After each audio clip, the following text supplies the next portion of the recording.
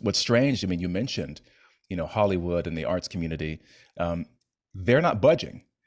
Hollywood recently, maybe about a month or so ago, they announced that they're finally allowing their COVID protocols to expire, but there's still structures in place where they can impose these kinds of things. I mean, there's a an article on Deadline. With Deadline, for those who don't know, is a publication where all the big news about about castings and executive hires and all these kinds of things, show pickups, orders, and that kind of thing are discussed and reported on. And in the comment section on the article where they said that these protocols are going to expire, there are still people who were saying like this is not safe and yada yada yada. And there's one in particular who said, well, we're still not going to hire actors who didn't take the vaccine because they exercise very poor judgment, and we just won't say that's the reason we're not going to hire them. So it's been really remarkable. But in the theater, like I said before, Hollywood is bad. The theater is 10 times worse. I've seen no announcements whatsoever that these things are going to expire.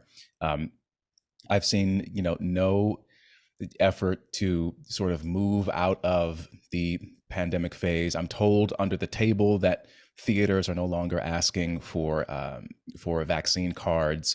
By the way, a lot of actors were just lying anyway. Like, big surprise, right? An industry full of desperate people who will do anything to get famous. That allows people like Harvey Weinstein to run rampant. There's more than one liar. So how are they even enforcing any of this? But it's. But even, back in August, I think it was, of last year, the CDC quietly came out and said that people, there's no need to distinguish now, how you treat vaxxed versus unvaxxed people.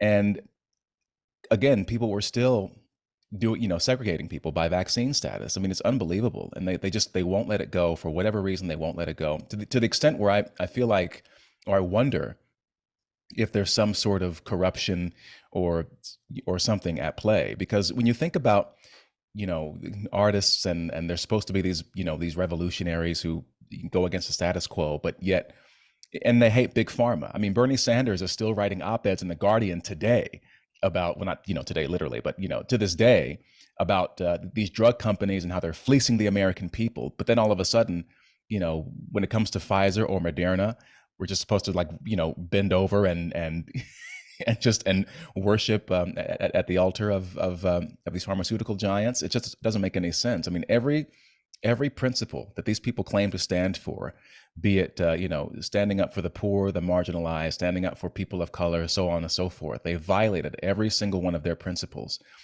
because of their COVID hysteria. And I don't think they'll ever really acknowledge it. I don't think they'll ever apologize or look back. I don't know what kind of accountability will be in place for these people, but it's been really, really jaded. It's been a really jading kind of a process.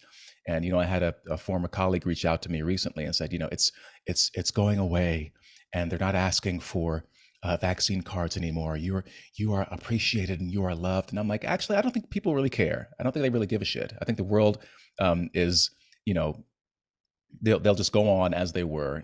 There are still people who say to me, that you ruined your own career, and you can't get over this. You still can't get past it. Why are you still talking about this?